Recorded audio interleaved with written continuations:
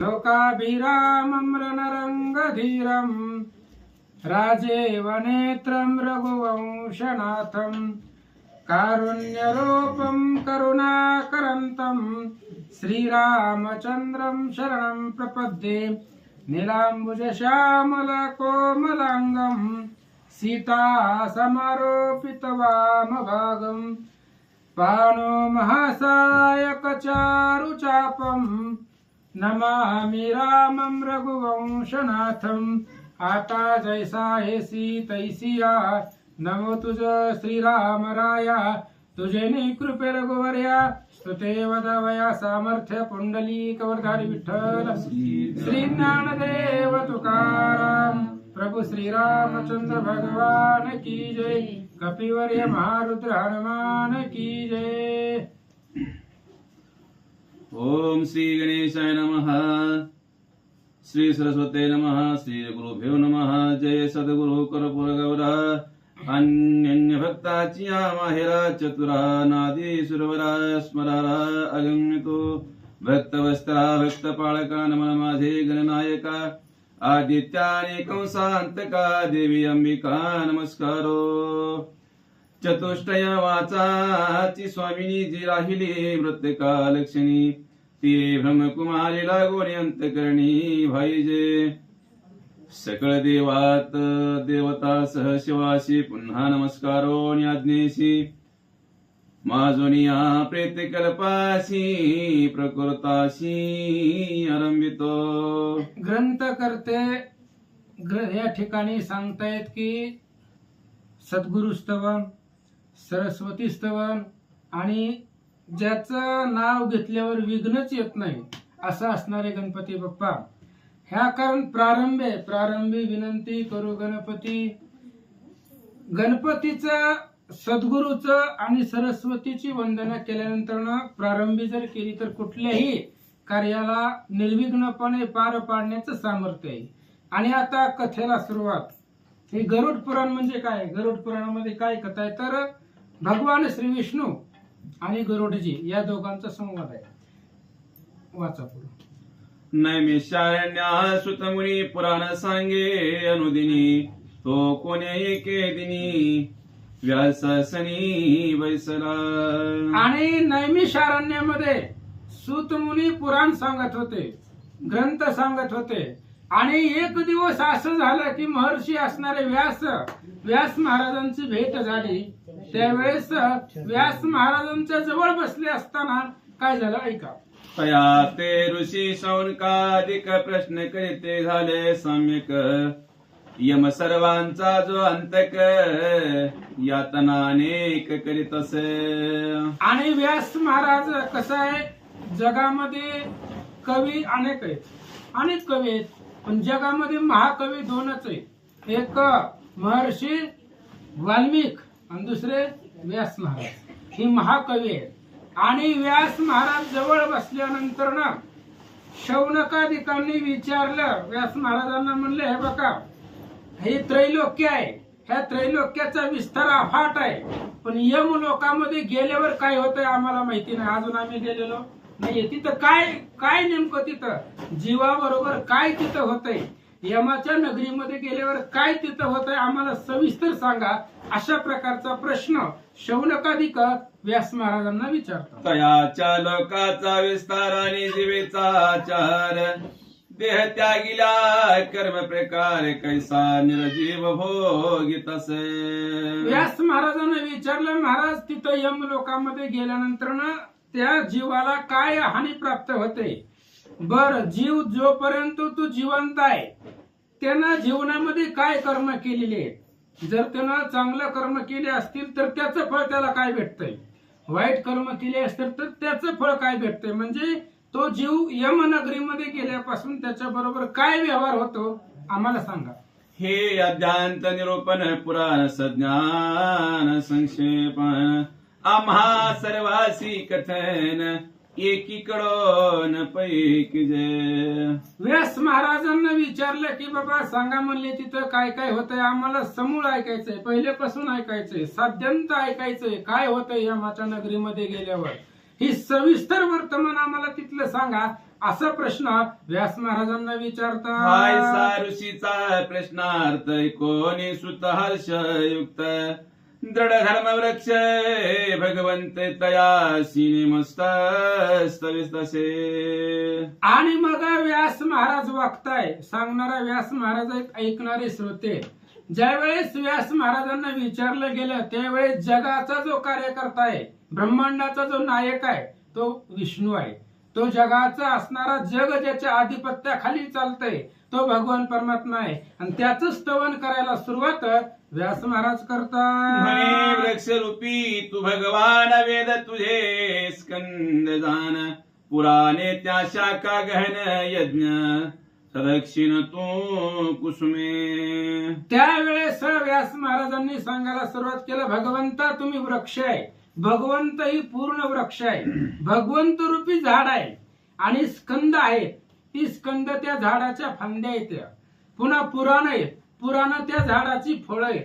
अशा पद्धतीने पूर्ण तुम्ही वृक्षरूपी आहेत असं व्यास महाराज बोलतात. ऐसा वाढेला जो वृक्ष तयाचे फळ असे मोक्ष वृक्षरूपी सर्वाक्ष जो प्रत्यक्ष सर्वा घटी. आणि व्यास महाराज सांगतायत, भगवंत तुम्ही एक वृक्ष आहे, झाड आहे. ह्या झाडाच्या फांद्या तुमचं स्कंद आहे, तुमचं पुराण आहे, तुमचं वेद आहे. आणि ह्या झाडापासून मिळणारा जो काही सर्वसाक्षी आहे तो मोक्ष आहे. जीवाला फक्त मोक्षाचीच गरज आहे आणि मोक्ष जीवाला प्राप्त करून देणं तुमचं काम आहे. व्यास महाराज बोलतात, तो सर्वाचे करी कल्याण म्हणून नमस्कारिला भगवान मग म्हणे ऋषी लागोन पूर्वी सुपर्ण गरुड जो का. आणि व्यास महाराजांनी सर्वप्रथम सांगितलं, देवा सगळ्यांचं कल्याण कर, सर्वांना सुखी ठेव, कारण कल्याण करणाराच तू आहे. जीवन जगत असताना मनुष्याला यश प्राप्ती देणं तुझ्या हातामध्ये आहे. आणि इथून पुढे व्यास महाराज सांगतायत, ऐका गरुड पुराणाची कथा काय आहे.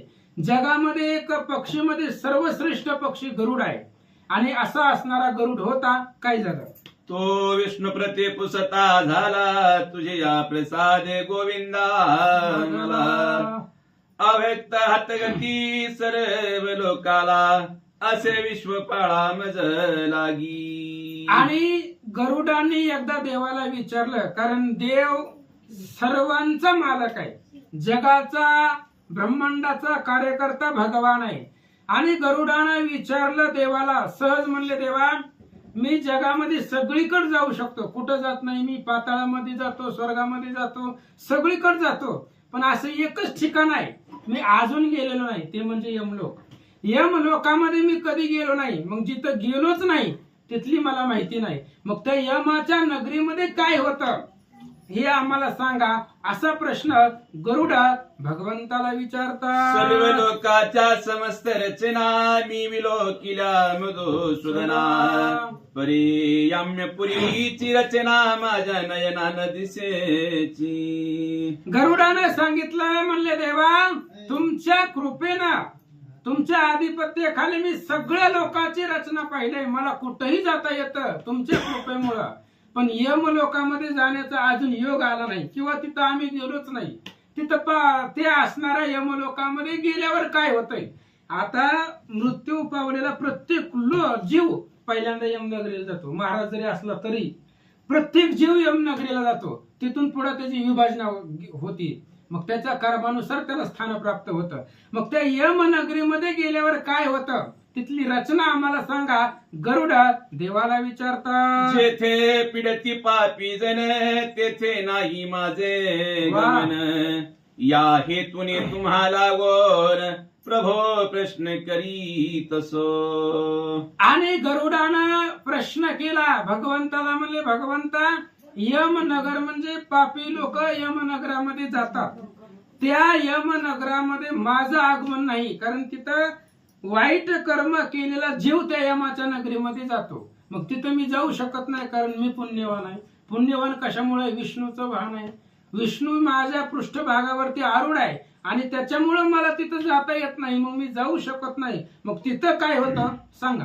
भूलोकी भरतखंड विख्यात लवण समुद्र जे वेष्टीत चतुर्वर्ण समायुक्त जन्म मनुष्यात होतसे. आणि ह्या पृथ्वी तलावरती सप्त समुद्र सर्वच आहे. भूखंड आहे, नवखंड आहे, सप्त समुद्र आहे, दुधाचा समुद्र आहे, मिठाचा समुद्र आहे, पाण्याचा आहे, सगळं आहे. आणि 4 वर्ण आहेत, ब्रह्म, क्षत्रिय, वैश्य आणि शूद्र. जीवाचा जन्म या 4 वर्णामध्येच होतो. 4 वर्णामध्ये कुठल्या तरी एका वर्णामध्ये जीवाचा जन्म होत असतो. ऐका. त्याही योनी माधारी संकृती पापी नर नारी मागे पुढे देहधारी कर्मद्वारी धरून येतो. आणि इथं आलेला जो जीव आहे, कुठं यम नगरीमध्ये जो आलेला आहे, तो ह्या 4 वर्णापैकी एका वर्णातला असतो. कारण 4 वर्णाच्या पलीकडे जीव नाही, या 4 वर्णामध्ये जन्माला जातो. आणि या यमनगरीमध्ये आलेला जीव या 4ही वर्णामधून येतो. मग त्याच्या कर्मानुसार तो कर्म करून येत असतो. मग आल्यानंतर ना त्यांची गती काय होते सांगा. पाप पुण्य होता समान अप्राप्य मनुष्य देह जान तो पावोनी ब्रह्मज्ञान नर अज्ञान न पावती. आणि गरुडाने सांगितलं, म्हणले देवा, पाप पुण्य करोनी जन्मा येतो प्राणी नरदेहा येऊनी हानी केली. पाप पुण्य समान असल्यास माणसाचा जन्म मिळतो. मग माणसाच्या जन्माला आल्यावर काय करावं हीच लोकांना कळाना महाराज. माणसाचा जन्म कशासाठी असतो हीच लक्षामध्ये येत नाही.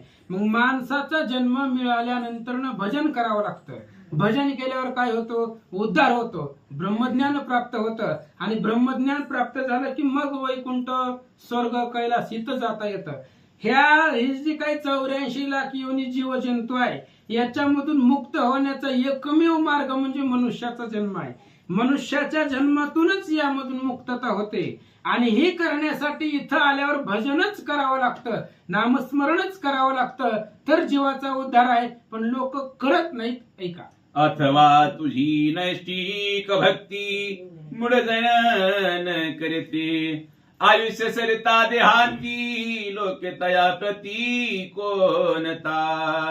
गरुडाने विचारलं, म्हणले देवा, जे तुझं भजन करतात त्यांचं लोक सांगू नको आम्हाला, त्यांचा उद्धारच होतो, ते वैकुंठच भुवनाला येतात. पण जे लोक तुझं भजन करत नाहीत, जे लोक अधर्मानं वागतायत, जे लोकांनी जीवनामध्ये सर्व वाईटच कृत्य केलंय, अशी लोक जर मेली तर त्या लोकांना कोणता लोक प्राप्त होतो सांगा. ते मेल्यावर प्राणी समस्त यानंतर करावे काय कृत अधिकार कोणासी असत क्रिया समस्त करावया.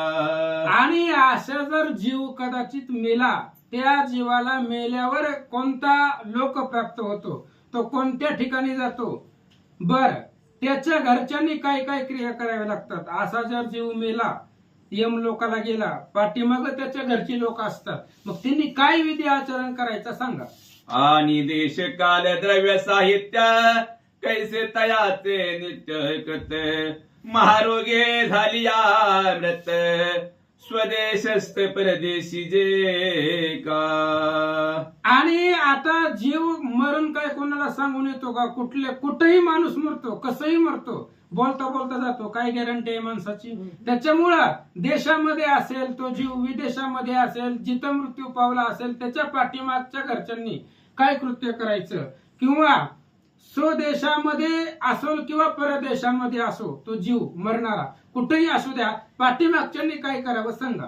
मरण जे पावले जण त्याच्या मृत दिवसापासून वर्षपर्यंत कर्म संपूर्ण अनुक्रमान सांगिजे. गरुडाने विचारलं, म्हणले भगवंता, ज्या दिवशी माणूस मेलाय त्या दिवसापासून त्याच्या वर्ष श्राद्धापर्यंत त्या माणसाचं काय होतंय, एक मुद्दा. आणि त्याच्या घरच्यांनी काय क्रिया करायच्या, असे 2 प्रश्न आहेत. एक, माणूस मेला आजपासून 1 वर्षापर्यंत त्या जीवाचं हाल, आणि घरच्यांनी काय करावं 1 वर्षापर्यंत, हे नियम आम्हाला अनुक्रमानं सुरुवातीपासून सांगा. अहा गाहेर मानाथा कृपाहस्त माझिया माथा ठेवून येतो येते देता प्रेता कैसे तत्वता स्वर्गी पावे तस.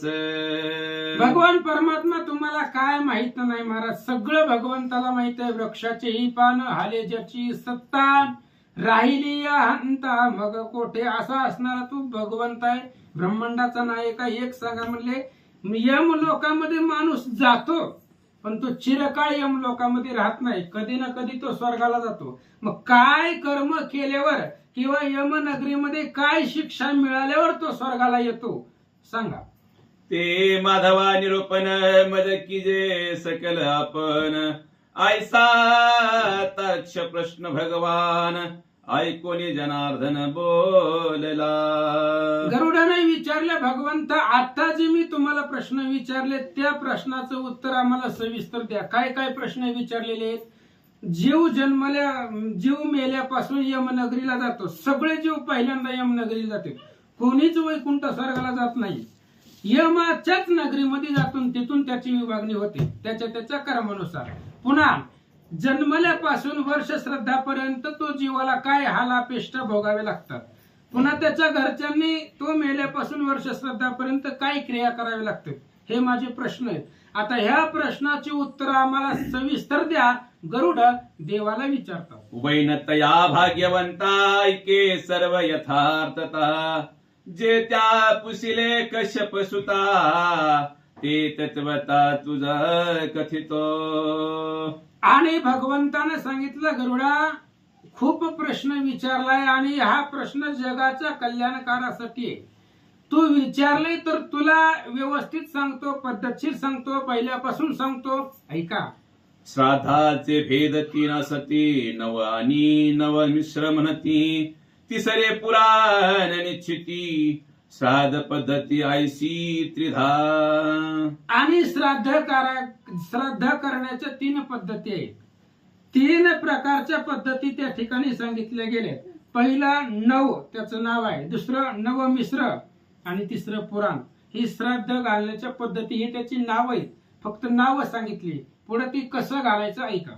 मृत दिवसापासून 10 दिवसापर्यंत जाण, नवश्राद्ध नामाभिधान, ऋषी सज्ञान बोलती. माणूस मेलेल्या दिवसापासून त्याच्या 10व्या दिवसापर्यंत जी काही रोज श्राद्ध घातलं जातं, रोज आपण घालत नाही पण त्याला नवश्राद्ध नाव आहे. म्हणजे रोज एक एक श्राद्ध घालायचं, कुठून कुठपर्यंत, मेल्यापासून 10व्या दिवसापर्यंत. म्हणजे 9 दिवसाचा जो कालावधी आहे मेल्यापासून, त्याला नवश्राद्ध असं हुशार जे काही ऋषीमुनी आहेत त्यांनी अगोदर सांगितलेलं आहे. भगवंत सांगतात, एकादश दिवसापासून होई यावद्र दव्यस्र प्रमाण, ती साधे नवमिश्र संपूर्ण, साधे पुराण यानंतर. आणि पुन्हा 11व्या दिवसापासून 10 दिवसापर्यंत जी सांगितलं गेलं त्याला नवश्राद्ध म्हणतायत. म्हणजे 9 दिवसामध्ये जे घातलं जातं त्याला नवश्राद्ध. 11व्या दिवसापासून पुन्हा वर्ष प्रमाणापर्यंत जे काही घातलं जातं त्याला नवमिश्र श्राद्ध म्हणताय. आता 3रं श्राद्ध राहिलं ऐका. चतुर्दश लोका माझारी, भूलोक श्रेष्ठ से भारी, त्याही माझी पन्नंगारी, जुंबिया दीपाधात्री अति उत्तम. आणि या पृथ्वी तला, या पूर्ण ब्रह्मांडामध्ये 14 लोक आहेत. आणि याच्यामध्ये भूलोक जो आहे म्हणजे जमिनीवरचं जे लोक आहे ती श्रेष्ठ आहे. कारण जमिनीवरच, पृथ्वी तलावरच जीवाचा उद्धार करता येतो. त्यामुळे या 14 भुवनामध्ये सगळ्यामध्ये भूलोक श्रेष्ठ आहे असं भगवंत सांगतात. त्या सप्तदीपात भरतखंड जे अतिविख्यात, त्याही माझी वर्ष भरत, त्रिलोक्य विख्यात असे पै. आणि या त्रैलोक्यामध्ये 14 भुवनामध्ये पृथ्वी जी आहे, भूवैकुंठ, ते श्रेष्ठ सांगितलं गेलं. त्या भूलोकामध्ये सप्तद्वीप आहे. त्या सप्तद्वीपामध्ये भारत नावाचा खंड आहे. ते असणारा भारत नावाचा खंड श्रेष्ठ सांगितला गेला ऐका. त्यात जे भागीरथी तीर्थ, भागीरथी तीर, सर्व दोषाशी जाळणार, या तुल्यान्य लोक समग्र, न होती खगेंद्रा. आणि त्या भारत खंडामध्ये भागीरथी जगामध्ये श्रेष्ठ आहे, नदी आहे, पवित्र आहे त्या भागीरथीचं पाणी. त्या भागीरथीमध्ये जो स्नान करणार आहे त्याचं दोष सगळे जळणार आहेत, सगळे संपणार आहेत, असं भगवंत सांगतात. ती भागीरथे मस्त रूप ब्रह्मांडी ही जाणते अल्प. तेथे सर्व जीवाचा जल्प शास्त्र रूप पयस. आणि ती भागीरथी जी आहे ती माझ्या स्वरूप आहे. म्हणजे भागीरथीमध्ये स्नान केल्यानंतर ना भागीरथीच्या पवित्र पाण्यामध्ये स्पर्श केल्यावर तो जो जीव आहे तो माझ्या स्वरूपाला प्राप्त होतो. भागीरथीमध्ये स्नान केलं काय, तो मला प्राप्त होतो, माझ्या स्वरूपाला प्राप्त होतो. एवढं पवित्र भागीरथीचं महात्म्य भगवंत सांगतात. जे शास्त्र प्रमाणे आचार्य करती ते मेले अथवा जिवंत सती. परी तयाशी दुर्गती न घडे निश्चिती कधीही.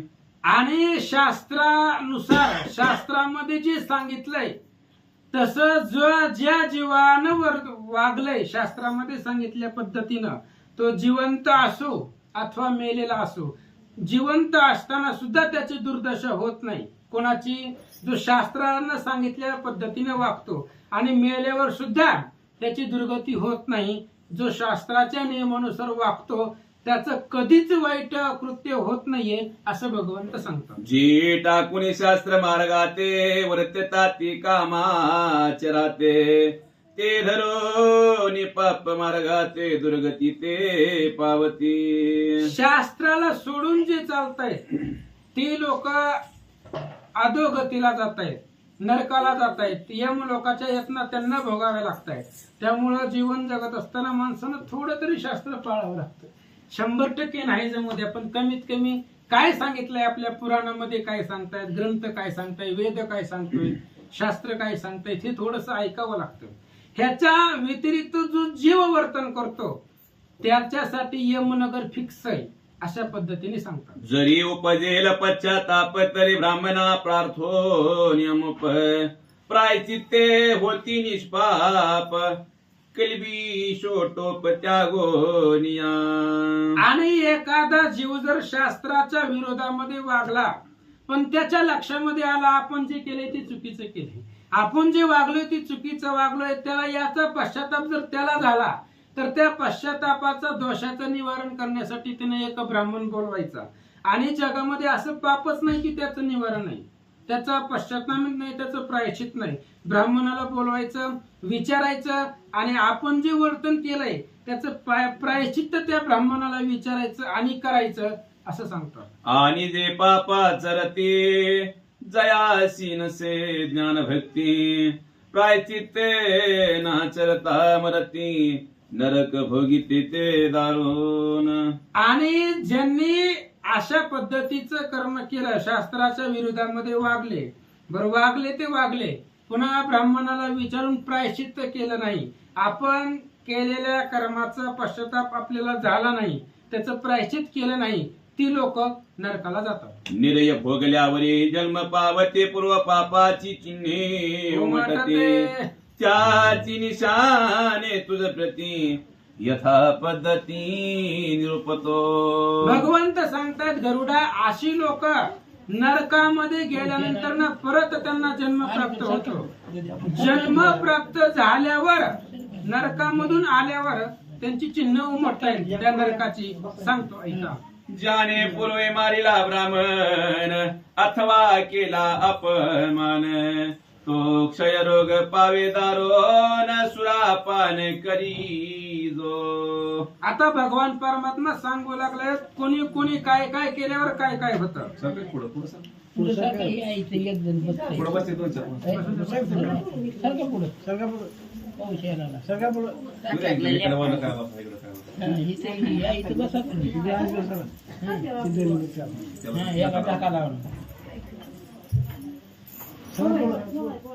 त्याने पूर्वे मारिला ब्राह्मण अथवा केला अपमान. तो क्षयरोगी पावे दारोन सुरापान करी जो. भगवंत सांगतात गरुडा, जीवन जगत असताना ज्यानं अगोदर कोणी ब्राह्मण मारलाय त्याला क्षयरोग होतो. आणि कुणी एकमेकाचा अपमान जरी केला, कारण अपमान करणं खूप घातक आहे, शस्त्रापेक्षा धारदार अपमान आहे. त्याच्यामुळे अपमान जरी कुणी कुणाचा केला, जो अपमान करतोय तो त्याला क्षयरोग प्राप्त होतो, भगवंत सांगतात. तयाचे दंत कृष्ण होती, सोने चोरिता नखे कुदरती.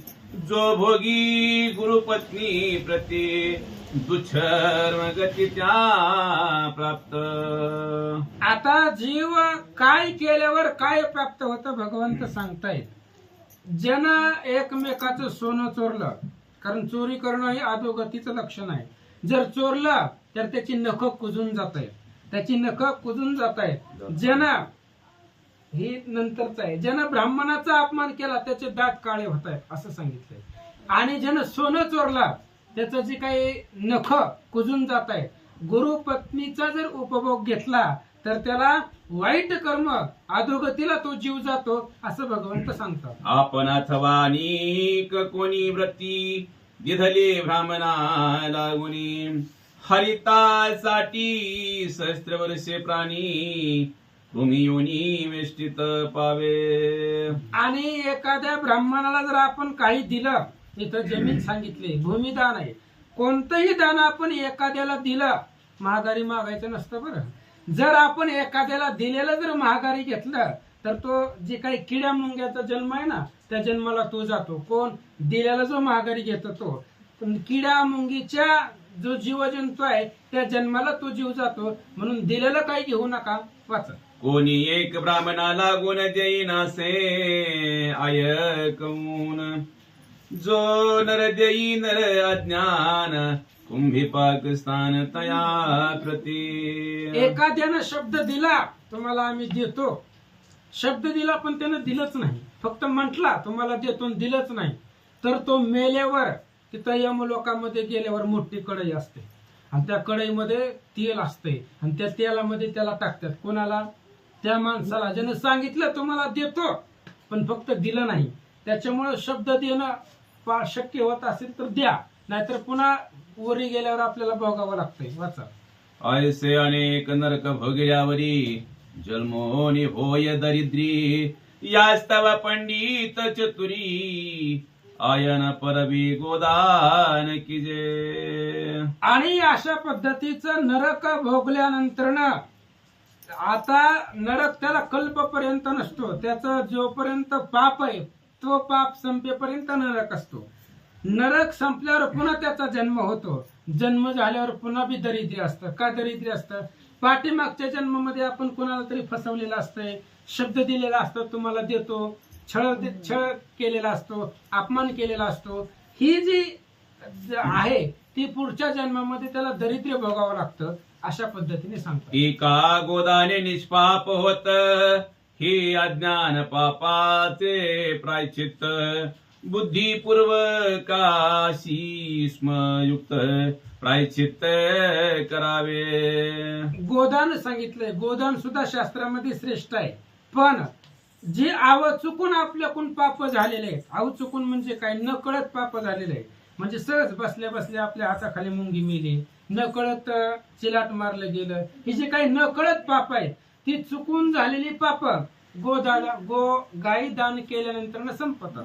एक गाई दान केली की ती अज्ञान जी पाप आहेत चुकून झालेली ती पाप संपतात. वाचा. एक पंथी पुण्य करावे, पुण्य करत्याशी सेवित जावे. क्षणभंगुर ही देह स्वभावे, परी जाणावा अलभ्य हा. आणि सांगितलं आपल्याला जर पुण्य करावंच, जेवढं पुण्य कराल तेवढं तुम्ही कमी आहे. जेवढं जीवन जगत असताना पुण्य करा, पण नाही एखाद्याला पुण्य करणं होत तर जो पुण्य करतोय त्याच्या संगतीमध्ये राहा. काय सांगितलं?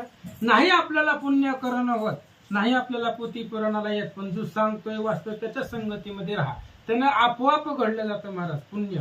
आणि पुन्हा त्या ठिकाणी सांगितलं गेलं क्षणभंगुर देह आहे, नाशिवंत देह जाणार सकळ. ह्या देहाची काय गॅरंटी आहे का? क्षणभरासाठी आहे. त्याच्यामुळं क्षणभर आहे म्हणून, आणि क्षणभर जरी असला तरी मानवी देह खूप महत्वपूर्ण आहे.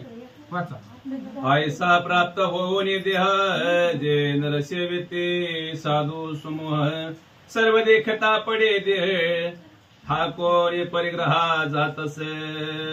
आणि अशा प्रकारचा जो देह आहे क्षणभंगुर आहे पण महत्वाचा आहे मिळाला.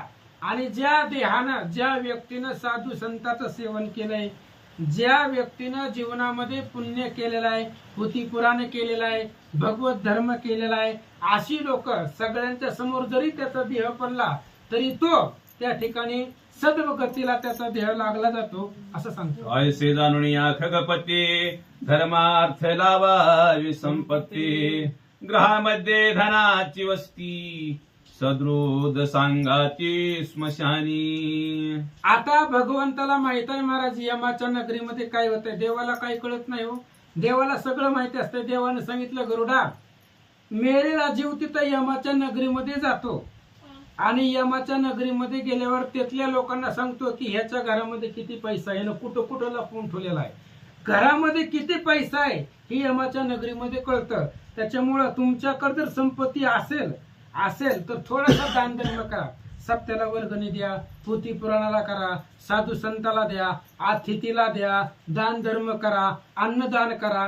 संपत्ती जेवढा पैसा तुम्ही सत्कर्माला लावल तेवढं तुमचं कल्याण आहे. आणि तुम्ही जर कुठं कपाटामध्ये पुरून ठेवले, खाटाखाली ठेवले, कुठं बी जमिनीमध्ये पुरून ठेवले तर कुठं कुठं पैसा आहे मेलेल्या माणसाला माहित नसलं का? सगळं माहित आहे. तू यमाच्या नगरीमध्ये जाऊन सांगतो याच्या घरामध्ये कुठं कुठं आहे. त्यामुळे घरामध्ये संपत्ती असणं घातक आहे.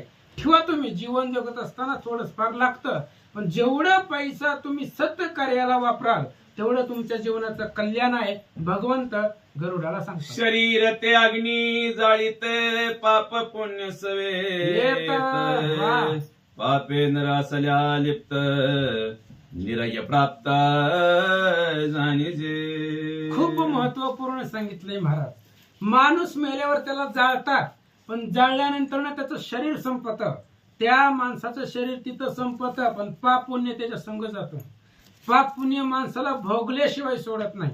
आपण केलेलं प्रत्येक कर्म आपल्याला भोगावंच लागतं. कर्मे राम वनवासा गेला, कर्मे रावण क्षय पावला. ही कर्म नाही आणि कर्म भोगावंच लागतं. अहो देवाच्या बापाच्या पायी वहिली, मायेने बिडी ठोकिली, तेथे माईक जीव सकळी, मुक्त कैसी होती पा. कर्माला देवाच्या बापानं सोडलं नाही, मग तुम्ही आम्ही कोण आहे? कर्मापासून देव त्याच्या बापाला वाचवू शकत नाही, मग तुम्ही आम्ही कोण आहे? त्याच्यामुळं माणूस जरी जाळला तरी त्याचं शरीर संपतं. आणि शरीराला किंमत नाही महाराज. अंगावरचा कपडा आहे, कपडा आपण बदलतो तसं शरीराचं आहे.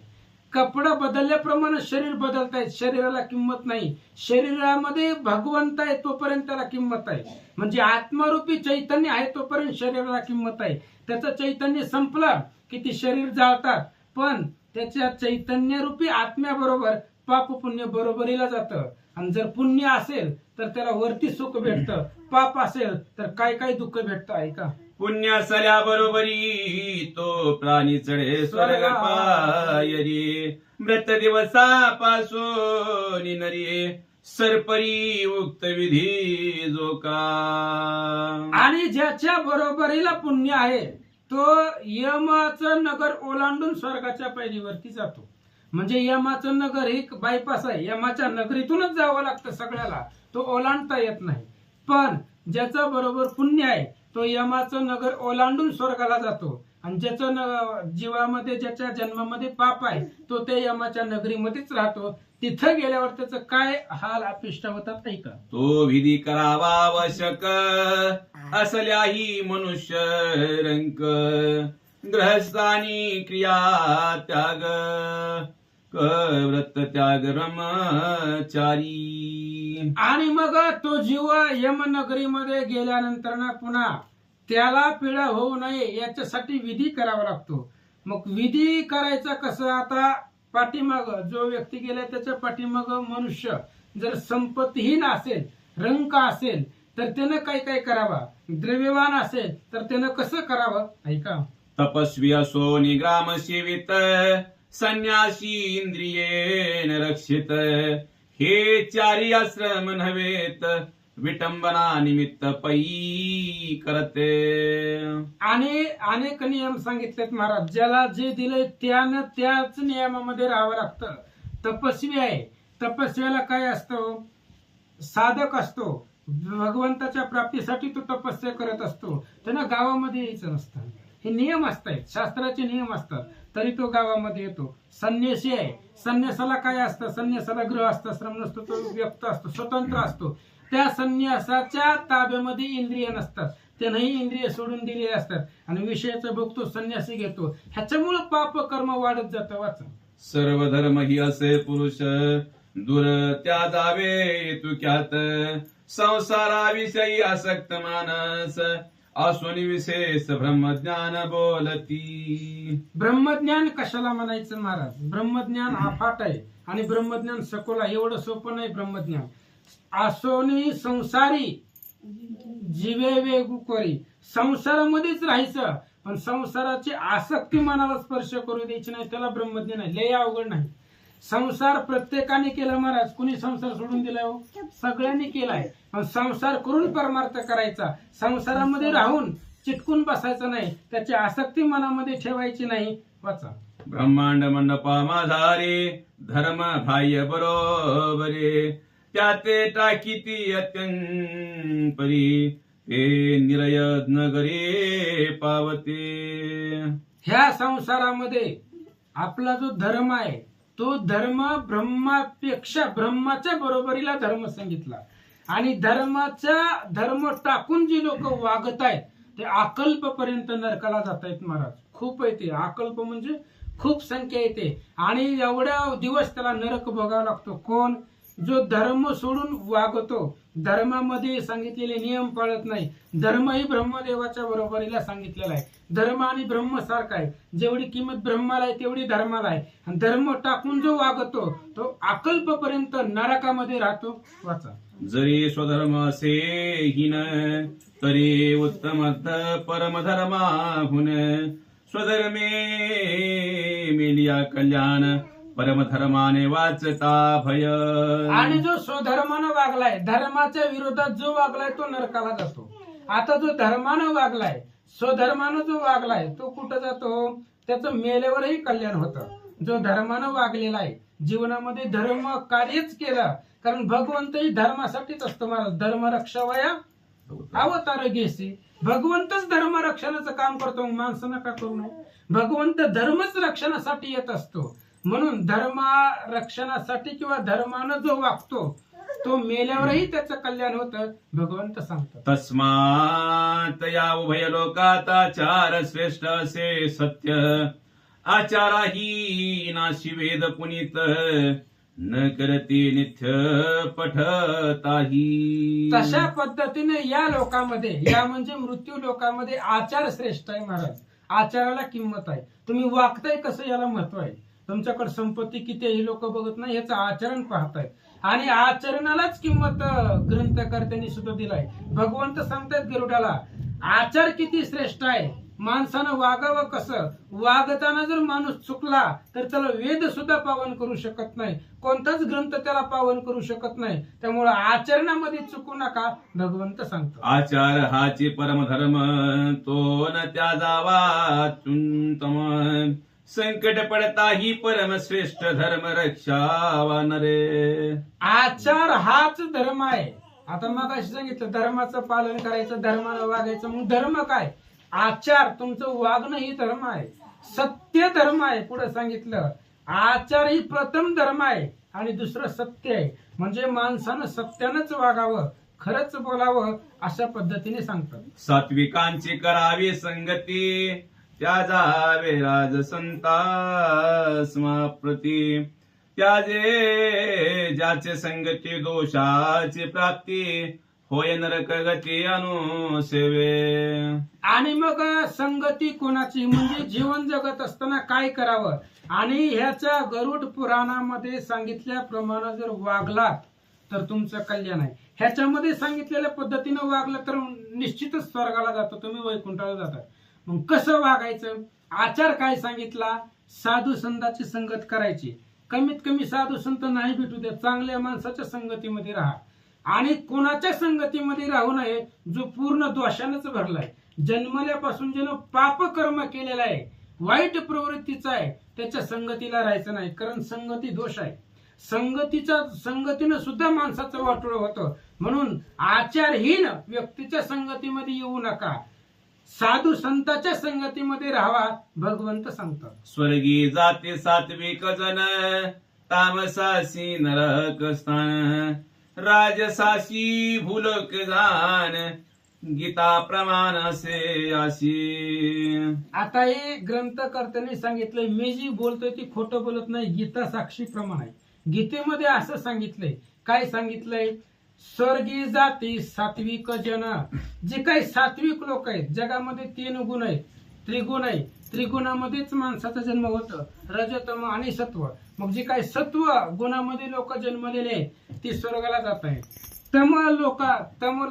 तम गुणामध्ये जी लोक जन्मलेले आहेत ती नरकाला जात आहेत. आणि राजस सांगितला गुण, जी राजस तत्वामध्ये गुणामध्ये जे जन्मलेले आहेत ते पृथ्वी तलावरती राहतात, अशा पद्धतीने सांगतात. अग्निवर जित जे ब्राह्मण, कधी न करते होम हवन, आणि राजा ब्राह्मणहीन, कोट विक्रयन वैश्य जो का.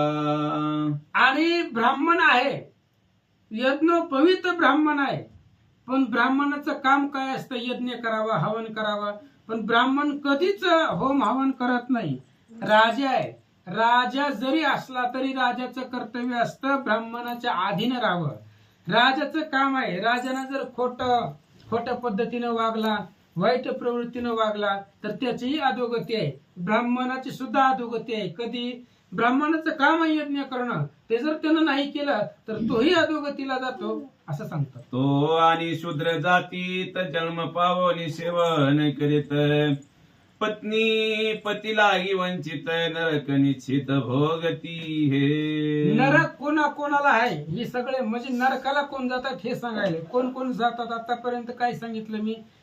आचारहीन लोक जे आहेत, धर्माच्या विरोधात जे राहत आहेत, शास्त्राच्या विरोधात जे आहेत, पुन्हा मगाशी सांगितल्या पद्धतीनं जे शब्द देत आहेत ते पाळत नाहीत, आश्वासन देत आहेत मान्य करत नाहीत, वाईट लोकांच्या संगतीला जात आहेत, हे लोक सगळी नरकाला जात आहेत. पुन्हा एक सांगितलं, पत्नी पतीला घी वंचित. पती आणि पत्नी याच्यामध्ये प्रेम असावं. जर पत्नी पतीपासून दूर असेल तर ती पत्नी नरकाला जाते. ग्रंथकर्ते सांगतायत, माझ्याकडे बघू नका. पत्नी जर पतीपासून वंचित असेल तर ती पत्नी नरकाला जाते. अजून कोण जाते वाचा. अस्नात करीती भोजन, ते अन्न नोहे विष्ठा भोजन, उदक पान रुधिरा समान, प्रात स्नान म्हणून कीजे. ऐका आता, सकाळी उठल्याबरोबर आंघोळ करणं ही एकदम पवित्रतेचं लक्षण आहे. आंघोळ करायच्या आधी चहा प्यायचा, आंघोळ करायच्या आधी नाश्ता करायचा, काहीच करायचं नाही. आणि आंघोळ करायच्या आधी जो जेवण करतो तो विष्ठा प्राशन केल्या पद्धती नाही. पुन्हा त्या ठिकाणी सांगितलं, उदकपान, आंघोळीच्या आधी जो पाणी पितो तो माणूस रक्त पिल्या पद्धती नाही.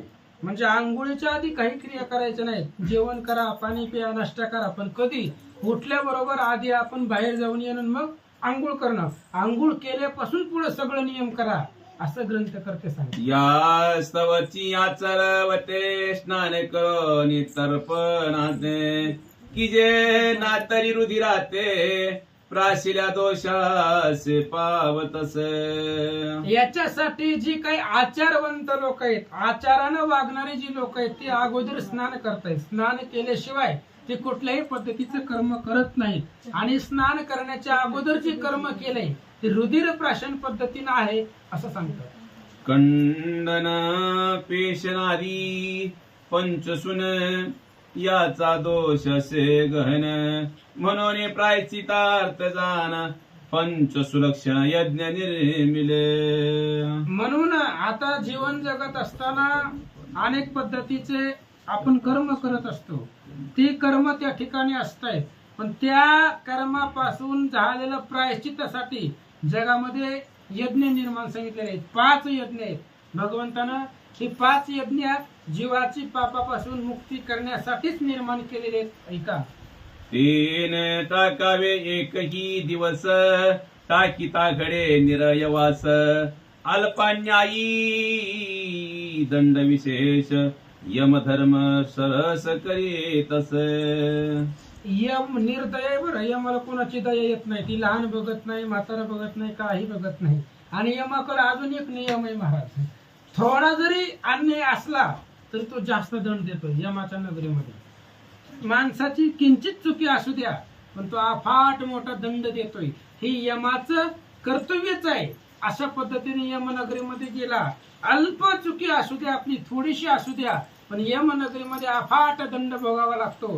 हे यमाचंच कर्तव्य आहे. तो तसं जीवाला करवतो असं सांगतात. सदा शौच यत्न कीजे धर्म मूल शौच जाणे जे बाह्य शौच ब्रजिले कीजे अंतरी धरी जे शुद्ध भाव. अंतःकरणामध्ये फक्त शुद्ध भाव धरायचा. हे सगळं बाहेर नाही करायचं. आपण जे कर्म करतोय ती सगळं आपल्या बाह्य अंगासाठी कर्म आहे. स्नान करणं कशासाठी आहे? बाह्य अंतःकरणामधून स्नान आहे. पण अंतःकरणामध्ये फक्त चित्त शुद्ध पाहिजे. चित्त शुद्ध तरी शत्रू मित्र होती. अंतःकरण जर शुद्ध असेल आणि अंतःकरण शुद्ध करणं महत्वाचं आहे. नाहीतर किती बी साबण लावा, कशाने बी आंघोळ करा, अंतःकरण शुद्ध होत नाही. अंतःकरण शुद्ध करायला भगवंताचं भजन आणि आचार श्रेष्ठ लागतो, तर अंतःकरण शुद्ध होतं. बाकीची सगळी बाह्य आभरणं शास्त्राने सांगितलेत म्हणून पाळायची. काम क्रोधानी लोभ हे अंतर्मल स्वयंभ त्रय उपाधी तिहीचे कोम निर्मूल सुलभ क्रमे कीजे. आता अंतःकरणामध्ये सुद्धा विकार आहेत. आपण आंघोळ करून बाहेर शुद्ध होतो महाराज, पण अंतःकरणाचं काय? आतमध्ये काम आहे, क्रोध आहे, लोभ आहे, मोद आहे, मोह आहे, दंभ आहे, अहंकार आहे. काय महाराज एवढा राग आहे माणसाचा एकमेकाविषयी. ही राग अंतःकरणामध्ये संपला पाहिजे. आणि राग ज्याच्या अंतःकरणामध्ये आहे त्याला नरकाला जावं लागत नाही, तोच नरक आहे. रामायणामध्ये सांगितले महाराज. ही ज्याला अंतःकरणामध्ये अफाट राग आहे त्याला नरकाला जायची गरज नाही, तोच नरक आहे. त्याच्यामुळे अंतःकरणामधले विकार संपणं गरजेचं आहे असं भगवंत सांगतात. काम जिंकावा धैर्य करून शांती कीजे क्रोध हानी संतोषे लोभाची निशाणी सुज्ञानी मोडावी प्रमाणे. आता कामाला जिंकायचं म्हणजे काय करायचं? कामाला जर जिंकायचं तर धैर्य पाहिजे. धैर्यानं कामाला जिंकता येतं. राग आहे महाराज, अफाट राग येतो आपल्याला. फोन नाही उचलला तरी माणूस महिनाभर बोलत नाही. काय नाही त्याच्यामध्ये राग आहे. एकमेकाविषयी राग आहे. मग तो राग कसा घालवायचा? तर फक्त शांत राहायचं महाराज. कुणी कितीही बोलू द्या, प्रत्युत्तर द्यायचं नाही, शांत बसायचं. शांती धरल्यानं काय होतं? शांती परते नाही सुख, हे रावघेची दुःख. म्हणून राग किती येऊ द्या, शांतीनं रागाला जिंकता येतं. आणि लोभ संतोष म्हणजे चित्त समाधान ठेवायचं. चित्तामध्ये जर समाधान असेल तर लोभाला जिंकता येतं असं सांगतात. दान अध्ययन हानी आणि होम या धर्मे भामन उत्तम गती पावे इतराशी सुगम दान निष्परवम गती प्रध. आणि ब्राह्मण कोणत्या धर्मानं? ब्राह्मणाचा उत्तम वर्ण आहे, ब्राह्मण आहे. पण ब्राह्मणानं काय काय करावं? ब्राह्मणानं अध्ययन करावं, यज्ञ करावं. हे ब्राह्मणाचं कर्तव्य आहे. हे आजकालचे करत नाहीत, म्हणून ही कलियुग आलेला आहे. कलियुगामध्ये गरुडपुराण सांगितलंय, बाकी 3 युगामध्ये सांगितलंय का? गरजच नाही ना त्याची. कलियुगामध्येच गरज लागायला लागली, भासायला लागली. म्हणून ब्राह्मणाने आचार सोडलाय. बघा भक्तिविजयाचा पहिला अध्याय. ब्राह्मणाने आचार सोडलाय, स्त्रियांनी आपला धर्म सोडलाय, पुरुषांनी आचरण सोडलंय. म्हणून हे सगळं आपल्याला पाळावं लागतंय. म्हणून कलियुगामध्ये पाप वाढलंय. वाचा. जी पूर्वीन केले दान ते नर दरिद्री होवोन दिनवानी भाकोनी अन्न मागती मलिन होवोन्यती. ज्यांनी अगोदर कधीच दान केलेलं नाहीये. अहो तुम्ही दान करायला कुठं जाऊ नका, पण घराला आलेलं तरी द्या. कारण घराला आलेला अतिथी त्याला महागारी पाठवायचं नाही महाराज. जैमिनी अश्वमेध मध्ये सांगितलंय. घराला आलेल्या अतिथीला जर महागारी पाठवलं तर ती रिकामा जात नाहीये. तुम्ही आजपर्यंत कमवलेलं पुण्य घेऊन जातोय ते अतिथी. त्याच्यामुळं त्याला विमुख पाठवायचं नाही. तो जर विमुख गेला त्याचं काही नुकसान नाही. त्याला तुमच्याकडे नाही भाकर मिळेल, दुसऱ्याकडे मिळेल. पण तुमच्या दरवाजामधून जर अतिथी विमुख गेला तर आजपर्यंत तुमचं सुकृत आहे, तुमचं पुण्य आहे, तो घेऊन जातो. आणि ज्यानं कधीच दान केलं नाही तो पुढं प्रत्येक दारोदारी अन्नासाठी भीक मागवतो महाराज. कुणी ज्यानं दान केलं नाही त्याला खायला मिळायला अन्न मिळत नाही, तो अन्नासाठी परत भीक मागत दारोदारी हिंडतो. म्हणून दान करणे श्रेष्ठ आहे. वाचा. तस्मात् यथाशक्ती दान द्यावे, परस्येसी सर्वथा त्यागावे. भोगिता प्राप्त स्वभावे, होईन भोगावे तैसा नरक. आता दान करावं सांगितलं, पण काय दान करायचं तुम्हाला काय सांगितलं? यथाशक्ती सांगितलंय. तुम्हाला जेवढं शक्य आहे तेवढं द्या, बळजबरी नाहीये. तुमच्या घरामध्ये काहीच नसू द्या, पाणी तर आहे का नाही, कमीत कमी पाणी द्या, ती सुद्धा दान आहे. यथाशक्ती जसं तुमच्याकडे संपत्ती आहे त्या पद्धतीनं दान करा. आणि ते दान केल्यानंतर ना पुन्हा मग त्याला त्या ठिकाणी त्याचा उद्धार होतो. पुढे त्या ठिकाणी सांगितलं परस्त्रियेशी त्या परस्त्रियेचा अभिलाष करायचा नाही महाराज. रावण जगाचा कार्यकर्ता आहे. नवग्रहाची करोनी पावटी, अग्निदूतचे मळकटी, विघ्नहर घेऊन या काठी, रासबा पाठी राखणा. त्रिभुवनावर सत्ता होती राजा रावणाची, परस्त्रियेच्या अभिलाषामुळे गेला.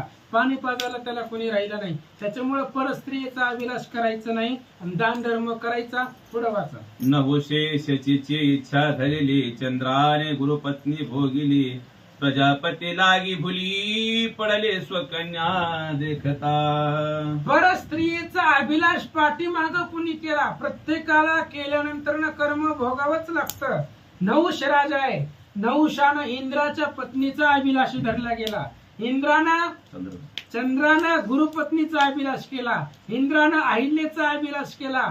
त्यामुळं परस्त्रियेच्या नादाला लागल्यामुळं वाटोळं झालं महाराज. चंद्रानं गुरुपत्नीचा उपभोग घेतला. काय झालं? चंद्राला डाग आहे, चंद्राला डाग आहे. पुन्हा इंद्रानं अहिल्याचा उपभोग घेतला. इंद्राला सुद्धा 1000 ठिकाणी भग पडलेले. त्याच्यामुळं परस्त्रियेचा जो नादी लागतो त्याचं वाटोळं होतं असं सांगतात. वृषभ ध्वजे पाहुनी मोहिनी, मोह पावला देव शिरोमणी. तस्मात् स्त्रियानी सुरा प्राशनी, मोह धडपणी होतस. ही देव लोकांचं सांगितलंय महाराज. देव लोकांची अशी अवस्था होऊ शकते, मग माणसाचं काय? जगाला जो आकळतोय, तिसरा डोळा उघडल्यावर ब्रह्मांड भस्म करायची ताकद ज्याच्यामध्ये, तो महादेव. आणि तो महादेव मोहिनीच्या नादी लागला. कोण? महादेव. महादेव सुद्धा स्त्रियेच्या नादाला लागून भुलू शकतो. मग तिथं माणसाची काय खत आहे? म्हणून स्त्रियेच्या नादी लागायचं नाही आणि सुरापानी करायचं नाही, त्यानंही जीवाचं वाटोळं होतं. वाचा. नारीचे दृष्टीत कामाचे मस्ते, म्हणून ती त्याचा निश्चिते. असे आचरण जे करते, ते मेल्या पावते स्वर्ग सुख. आणि स्त्रियेच्या नजरेमध्ये खूप ताकद आहे महाराज. स्त्रियेच्या नजरेमध्ये एवढी ताकद आहे, पुरुषाचं सगळं धैर्य स्त्री एका दृष्टीनं संपवू शकते. आणि स्त्रीच्या नजरेचा परिणाम ज्याच्यावरती होत नाही तो जगामध्ये पुरुषार्थ आहे आणि तो स्वर्गाला प्राप्त होतो. स्त्रीचं भुलवणं तिचं काम आहे. स्त्री ही भुलवण्यासाठीच असते, कारण स्त्रीच्या डोळ्यामध्येच कामाचं घर आहे. स्त्रीच्या डोळ्यामध्ये कामाचं घर आहे.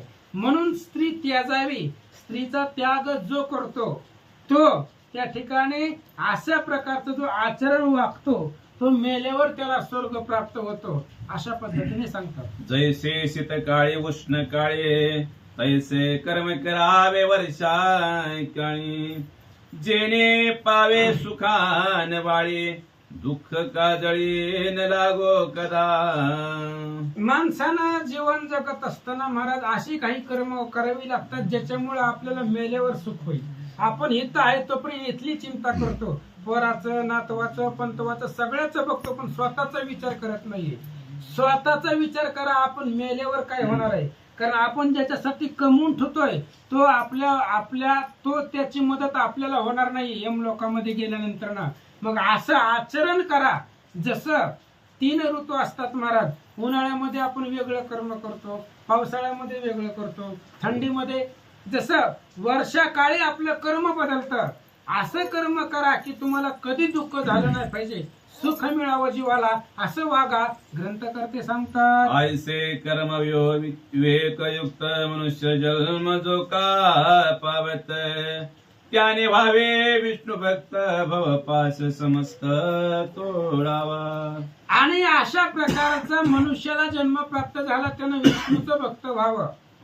विष्णूचंच भक्त व्हावं असं नाही, कोणत्याही देवाचं भक्त व्हा, पण एकनिष्ठ राहा, एक देव करा, एकाच देवाची भक्ती करा. मग तो कोणताही असू द्या. ममै वंशो जीव लोके जीवभूत सनातन. जगामध्ये सगळे बी देव असू द्या, एकच देव आहे भगवान परमात्मा, आणि त्याचे सगळे अंश आहेत.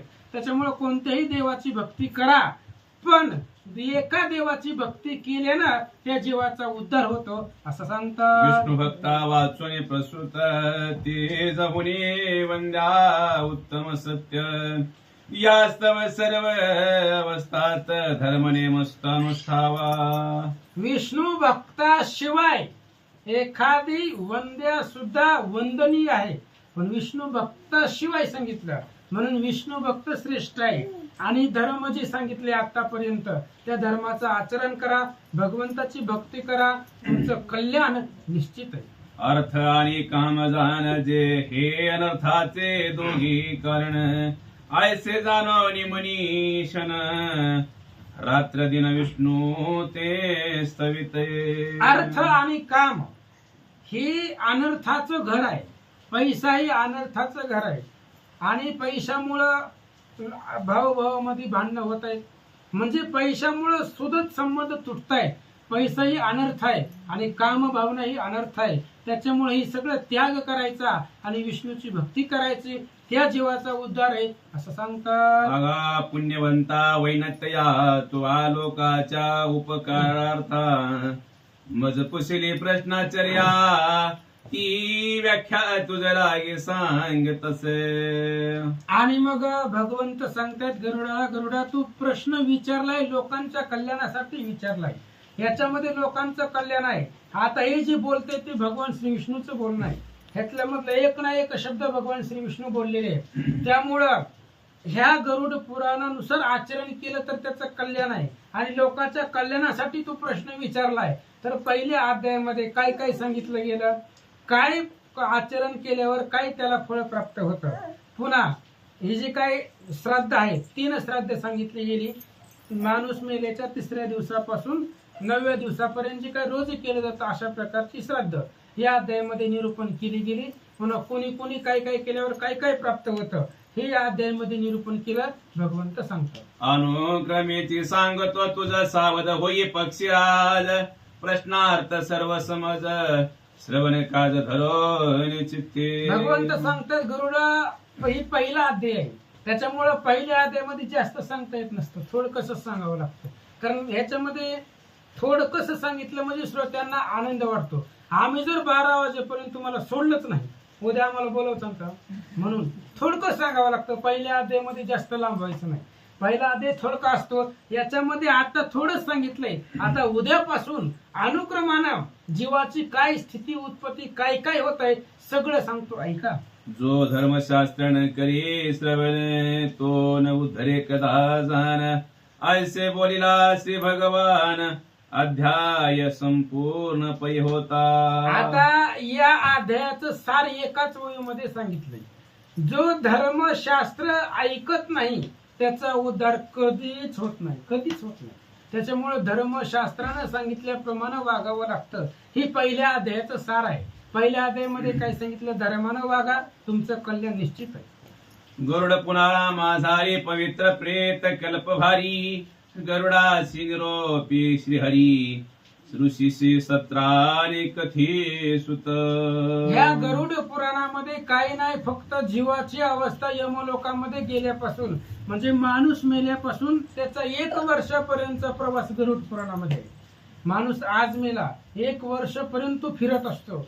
मग 1 वर्षामध्ये तो कुठं कुठं जातो, त्याला कोणते कोणते रस्ते लागतात, कोणते कोणते मार्ग ओलांडावे लागतायत, ही सगळी यमनगरीची जी रचना आहे. आता यमनगर आपण कोणी पाहिलंय का, पण इथं आपल्याला तिथली अवस्था कळते या गरुड पुराणामध्ये. तिथं काय होतंय याच्यामध्ये सांगितलंय. त्यामुळं आता इथून उद्यापासून सगळं सविस्तर आपल्याला ऐकायला भेटणार आहे, ऐका. माधव विनवी कर जोडोन मी बोलिलो प्राकृत वचन श्रोते साधुनी न्यून्य पूर्ण कृपा करून करीत जावे. ग्रंथकर्ता सांगतायत की बाबानो मी जसं सांगितलंय तसं सगळंच, कारण बुद्धी देणारा भगवंत आहे. बुद्धीची बुद्धी आपण, अंतरात्मा रघुनंदन राम बुद्धी देणार आहे. त्याच्यामुळे तो जसं मला सांगेल त्या पद्धतीनं सांगण्याचा प्रयत्न केला.